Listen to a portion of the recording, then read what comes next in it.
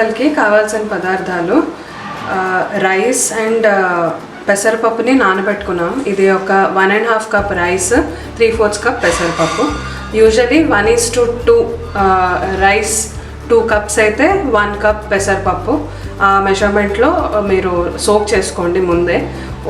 ఒక 1 అవర్ ముందు సోక్ చేసుకుని పెట్టుకుంటే మంచిది. దాని తర్వాత జీడిపప్పు, దాని తర్వాత అల్లం 1 టేబుల్ స్పూన్, జీలకర్ర ఒక 1 టేబుల్ స్పూన్,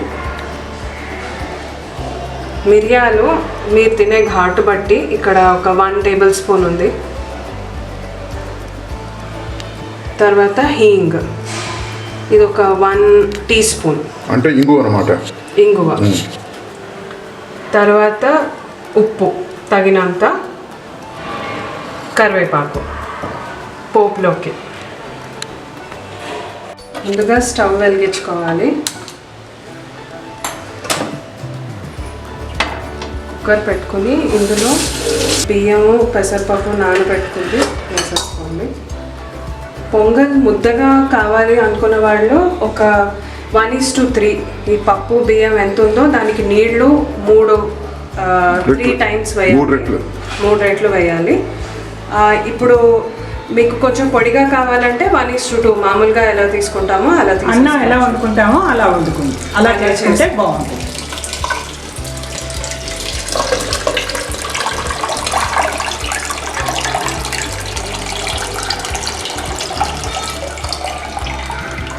మీకు ఇక్కడ మామూలుగా నీళ్ళు ఎక్కువైనా పొంగకుండా ఉండాలంటే పప్పు బియ్యం కానీ రైస్ పెట్టినప్పుడు రైస్ కానీ పొంగకుండా ఉండాలంటే దాని చుట్టూ నెయ్యి కానీ నూనె కానీ రాస్తే మీకు బయటికి పొంగి స్టవ్ పాడవదు, కంటైనర్ కూడా పాడవదు.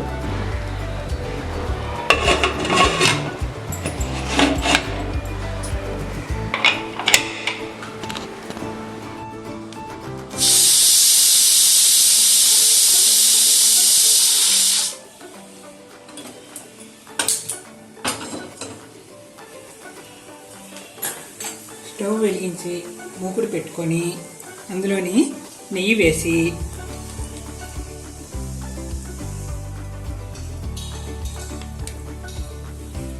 త్రీ టీ స్పూన్స్ నెయ్యి కరుగుతున్నది. ఇప్పుడు తగినంత జీడిపప్పు యాడ్ చేసుకోండి. జీడిపప్పుని బాగా వేయించుకొని తీసి పక్కన పెట్టుకోవాలి. జీడిపప్పు ఎన్నెన్నో వేసుకోవచ్చు కదా. జీడిపప్పు మన ఇష్టం.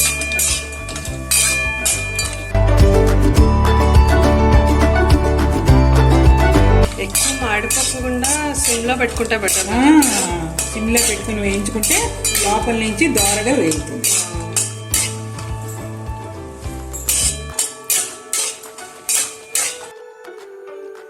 పైన నల్లగా అయిపోకుండా ఉంటుంది.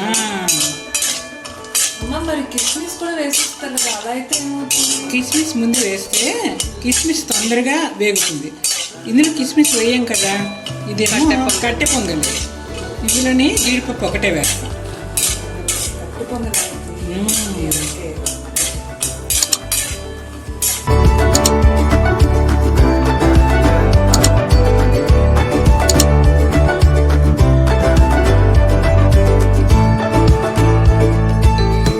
మాత్రం అయితే చాలా అత్తయ్య, మరి కొద్దిగా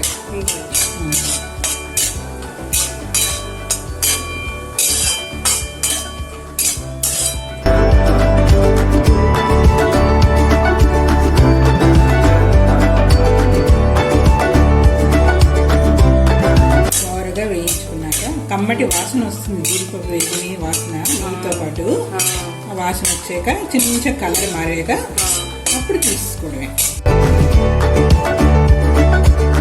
ముందు జీడిపప్పు తీసేసుకుని వేయించుకున్నాక మిగతా వేసుకోవడం బెటర్ కదా అత్తయ్య. అలా అయితేనే బాగుంటుంది. అయితే జీడిపప్పుకి మిగతావి జీలకర్ర, మిరియాలు, అల్లం అన్నీ అంటుకుపోతాయి. అప్పుడేమో సరిగ్గా వేగదు. అంచేత తీసేసి పక్కన పెట్టుకొని ఆ నెయ్యిలోని మళ్ళీ మిగిలిన సామాన్లు వేసుకోవాలి. అమ్మ కొంచెం కలర్ వచ్చినట్టుంది. వచ్చింది, తీసేస్తాను ఇంకా.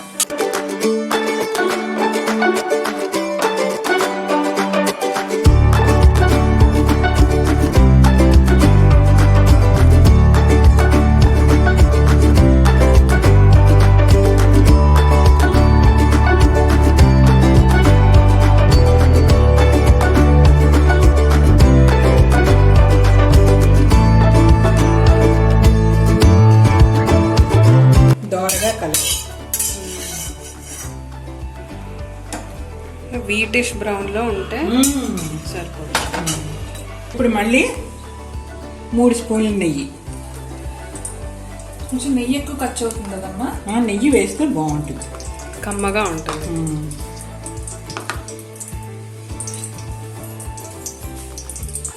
నెయ్యి వేడెక్కిన తర్వాత జీలకర్ర మిరియాలు పొడి కొద్దిగా చిల్లపళ్ళ దంపి పూర్తిగా పూర్తిగా నలగకూడదు. ఓకే.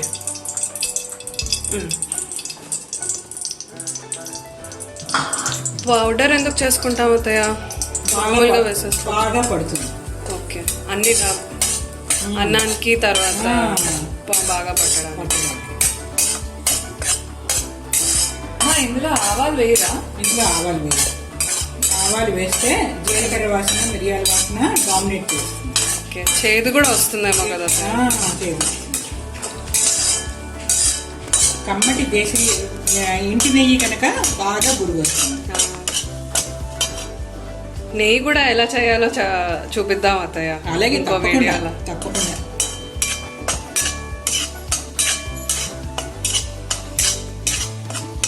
కొంచెం వేగింది కదా, ఇప్పుడు పొంగు వచ్చింది. ఇప్పుడు దీంట్లోని అల్లం, అది తురిమిన అల్లం. పంటి కింద రాదు కూడా తురిమిన అల్లం అయితే, బాగా కలిసిపోతుంది, మంచి కమ్మదనం వస్తుంది. అల్లం కొద్దిగా వేగిన తర్వాత కరివేపాకు.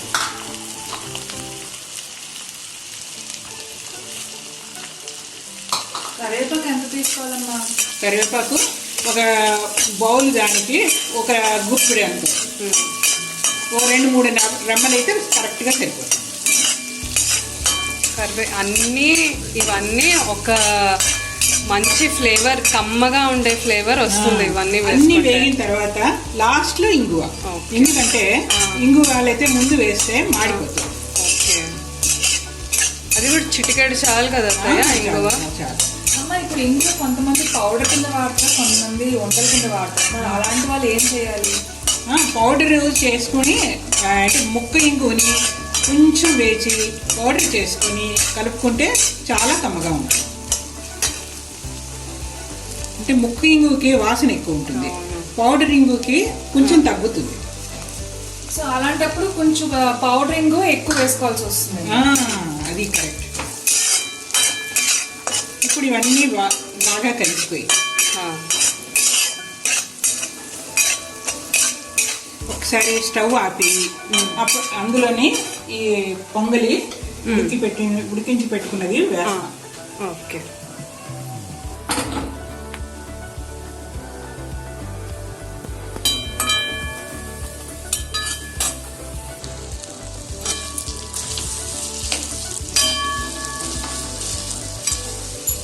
ఇది ఇందాక మనం కుక్కర్లో ఉడికించిన పెసరపప్పు బియ్యం కదా అత్తయ్య?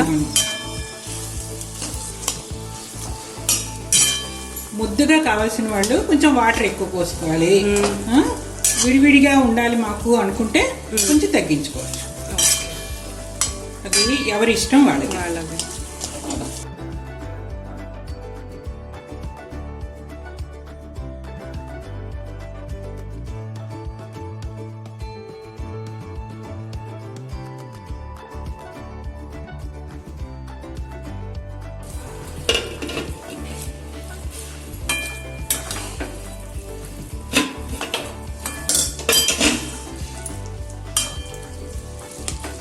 ఇప్పుడు దీంట్లో సాల్ట్ వేసుకొని కొద్దిగా వాటర్ పోసి 1 నిమిషం ఉడికిస్తే స్టవ్ అంటించుకొని అమ్మ మరి ఉప్పు ఇప్పుడు వేస్తున్నావు కదా, ఉడికించుకునేటప్పుడు ఉప్పు వేయచ్చా? ఉప్పు ఉడికించుకున్నప్పుడు కూడా వేసుకోవచ్చు.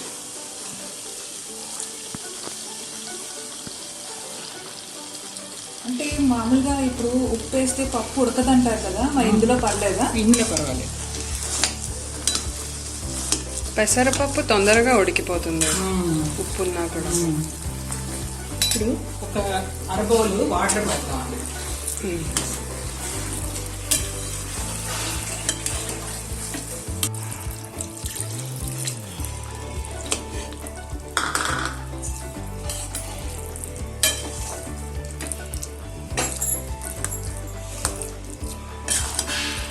ఇలా కలిపేటప్పుడు సిమ్లో పెట్టుకోవాలి, హైలో పెట్టుకోవాలమ్మా? సిమ్లో పెట్టుకుంటే మీకు మాడిపోదు గిన్నె అడుగు నుంచి. ఇది ఇత్తడి గిన్నెలో కూడా చేసుకోవచ్చు, కొంచెం వెడల్పాటి ఇత్తడి గిన్నె, లేకపోతే ఇలాంటివి వెడల్పాటి మూకుడు,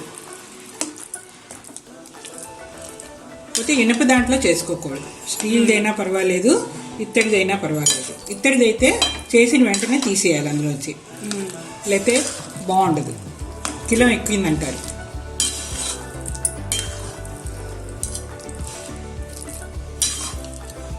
అయిపోయిందా?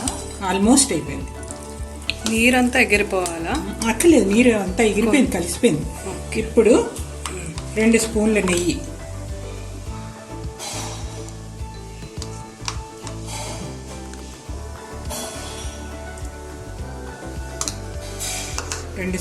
వేసి స్టవ్ ఆపేయాలి.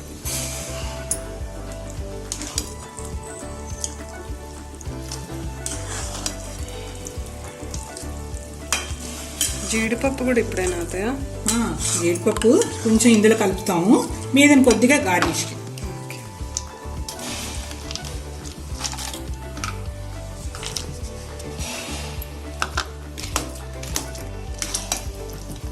లాస్ట్లో వేసుకుంటే మెత్తపడదు.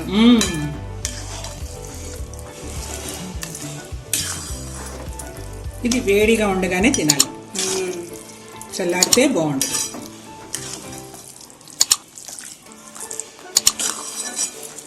కట్టె పొంగల్ రెడీ. గుమగుమలాడిపోతుంది అత్తయ్య.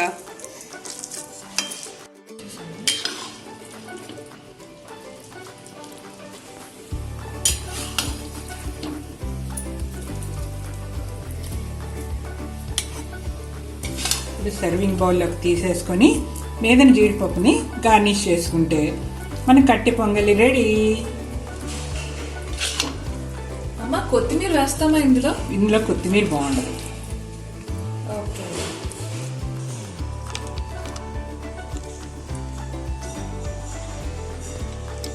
సూపర్ ఉందమ్మా, చాలా ఈజీగా చేసుకోవచ్చు అనుకుంటా.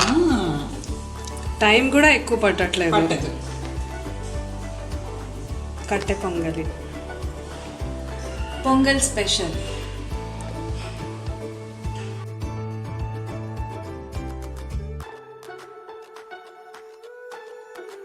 స్టవ్ సిమ్లో పెట్టుకొని, ఇది చక్కెర పొంగలి. అవును అత్తయ్య. ఇందులోనే బెల్లం వేసి స్వీట్ అన్నమాట ఇది. సంక్రాంతికి చేసుకునే పాపులర్ స్వీట్. నెయ్యి కరిగిన తర్వాత దీంట్లో కూడా కమ్మటి జీడిపప్పు బాగా పడుతుంది.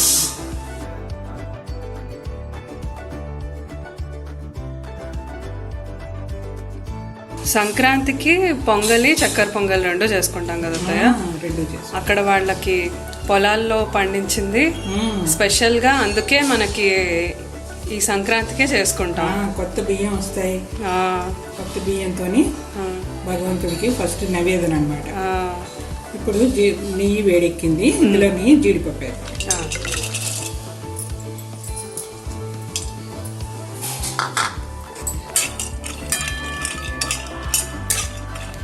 అంతా ఒకేలాగా ఈవెన్గా లాగాలి.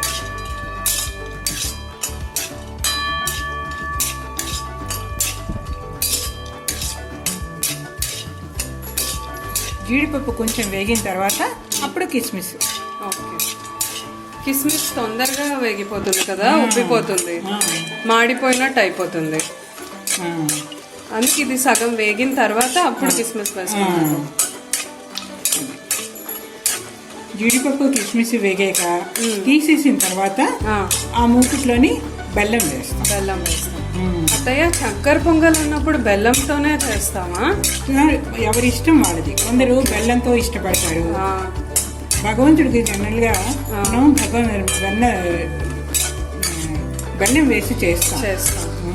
అంటే సంక్రాంతికి కొత్త బెల్లం వస్తుంది. ఓకే. కొత్త బెల్లం దేవుడికి మనం ఏది తిన్నా ఫస్ట్ దేవుడికి నివేదన చేసి తర్వాత తిన్నాం అన్నది మన సనాతన ధర్మం. అందుకు కొత్త బెల్లం వస్తుంది కాబట్టి కొత్త బెల్లం, కొత్త బియ్యం వీటితో కలిపి మనం పొంగలి, చక్కెర పొంగలి ఇవన్నీ చేస్తాం. కొత్త బియ్యంతో అరిసెలు కూడా చేస్తారు. అవును, అరిసెలు కూడా ఇప్పుడు చేస్తారు కదా.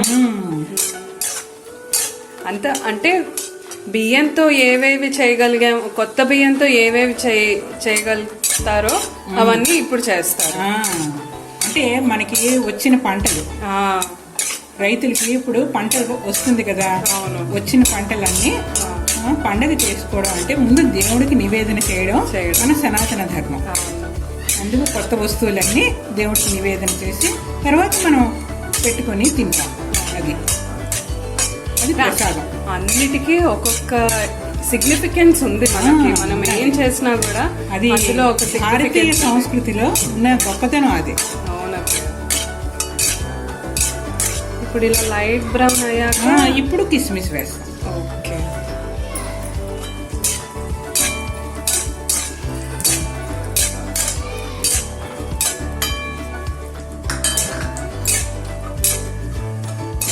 ఇవి కూడా సిమ్లోనే వేయించుకోవాలి.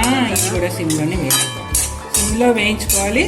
తర్వాత కదపకు ఆగకుండా కదపాలి, లేకపోతే మాడిపోతాయి. ఒకేలాగా వేగితే దానికి కమ్మదనం, చేదు వస్తుంది. అయితే నలుపు రంగు వస్తే చేదు వచ్చి దాని టేస్ట్ పోతుంది. ఇలాగా ఒకేలాగా వేగితే మనకి చక్కెర పొంగల్ తాలూకా టేస్ట్ ఎన్హాన్స్ అవుతుంది.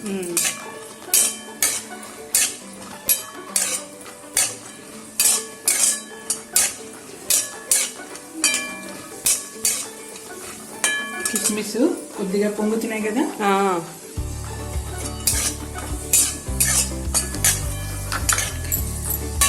పొంగంగానే స్టవ్ కట్టేయచ్చమ్మా? కట్టేయచ్చు. కట్టేసి గిన్నెకి తీసి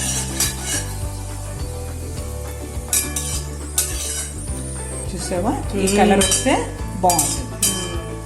అంతా ఒకే రంగులో రావాలి. మంచి ఉబ్బాయి కరెక్ట్గా మాడకుండా కిస్మిస్ కూడా. అదే సిమ్లో పెట్టుకొని ఓపిక్గా వేయించుకోవాలి, కంగారు పడకూడదు. జీడిపప్పు కిస్మిస్ వేగిన తర్వాత బెల్లం. మనం 1 కప్పు రైస్ అయితే 2 కప్పులు బెల్లం. ఓకే, 1:2. బెల్లం వేసుకొని కొద్దిపాటి వాటర్, ఎక్కువ వేయకూడదు. ఓకే.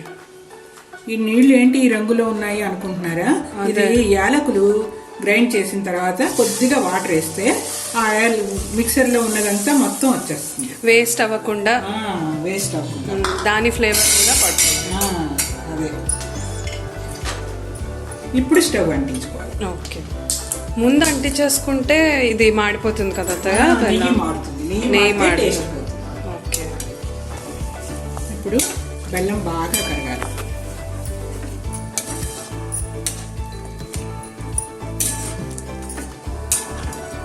బెల్లం కూడా ఇలాగ కంటిన్యూస్గా కలుపుకుంటూ ఉండాలి కదా, కరిగేదాకా.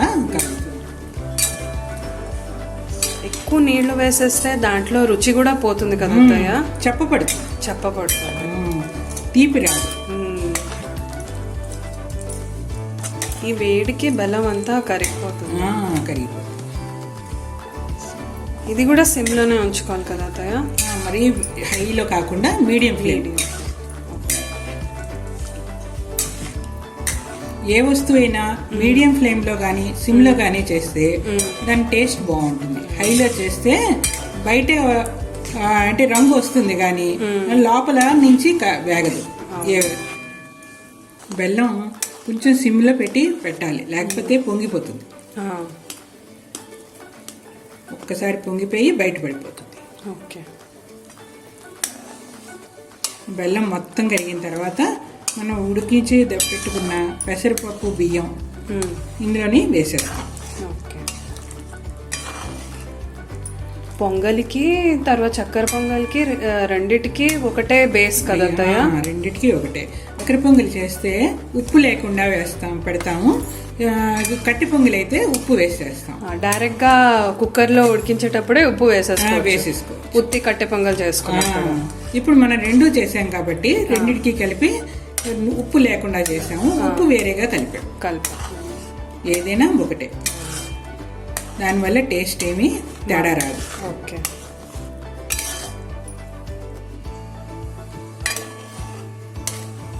బెల్లం బాగా కరిగిందమ్మా. ఇప్పుడు ఉడికించి పెట్టుకున్న పొంగుతున్నారు.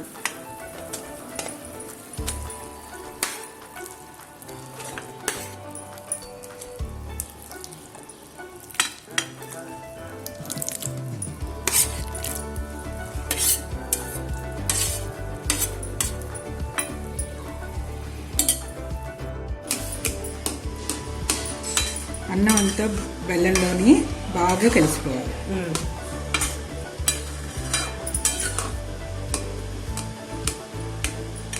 ఇది ఇంకొంచెం దగ్గర పడాలా అత్తయ్య? కొద్దిగా. ఓకే. చల్లారాక ఇంకొంచెం దగ్గర పడుతుందా? పెసరపప్పు వేసాం కదా, పెసరపప్పు బియ్యం, కొత్త బియ్యం పెసరపప్పు కూడా తొందరగా ముద్ద అవుతాయి. ఓకే.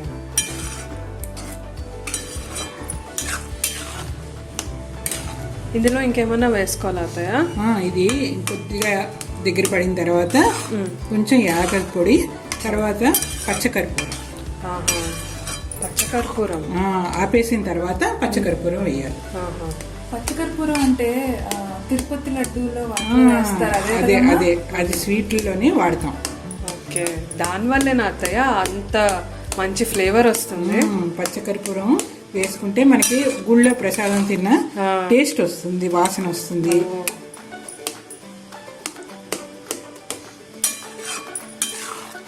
తిరుపతిలో దర్శనం అయిన తర్వాత దప్పల్లో పెట్టి ఇస్తారు చూడండి, ఆ ప్రసాదం అంత కమ్మదనం రావడానికి కొంత భగవంతుడికి నివేదన చేయడం వల్ల, కొంతేమో ఇవన్నీ జాగ్రత్తగా వేయడం వల్ల.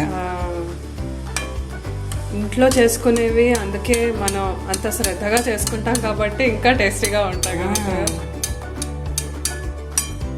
అందుకే మన సనాతన ధర్మంలో ఏది చేసుకున్నా భగవత్ నివేదన చేసి మనం తినమన్నారు. ఇప్పుడు యాలకుల పొడి,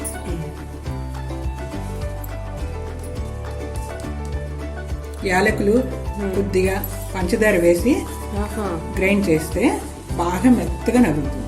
పంచదార వల్ల ఇంకా మెత్తగా నలుగుతుంది.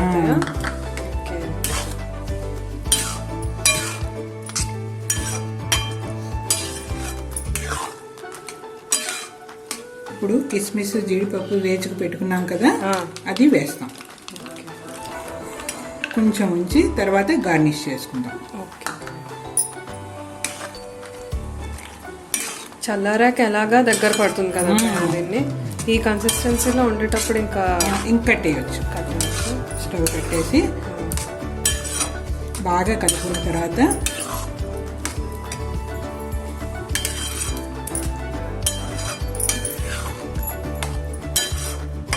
సర్వింగ్ బౌల్లో తీసేసుకోవచ్చా? పచ్చకర్పూరం వేయాలి కదా, పచ్చకర్పూరాన్ని కొంచెం బాగా నలిపి చాలా తక్కువ క్వాంటిటీలో. అచ్చా, ఇంతేనా? ఎక్కువ వేయకూడదు. ఈ మాత్రం వేస్తేనే అంత మంచి కమ్మదనం వస్తుంది అత్తయ్య.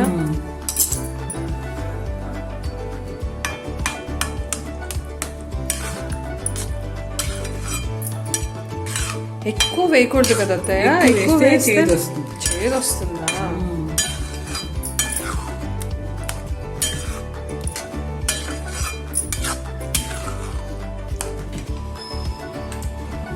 పొగలు వస్తున్నాయి, నెయ్యి వాసన, జీడిపప్పులు కూడా.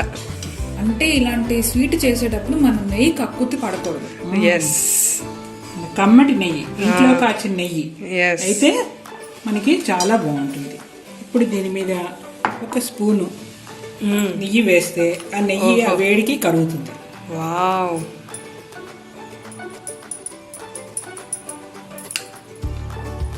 అందుకే చిన్నప్పటి నుంచి పండగలు అంటే ఇంత ఇష్టం ఉండేది అత్తయ్య. నాకు మళ్ళీ గుర్తొస్తుంది. రుచి రుచి అయిన వంటలు ఇప్పుడు కన్నా స్పెషల్గా ఉంటుంది కదా. చక్కెర పొంగల్ రెడీ. రెడీ. సంక్రాంతి పండగకి స్వీటు హాటు రెడీ. భగవంతుని నివేదన చేసి మనం ఆరగించడమే. అవునత్తయ్య. అందరికీ సంక్రాంతి శుభాకాంక్షలు. శుభాకాంక్షలు.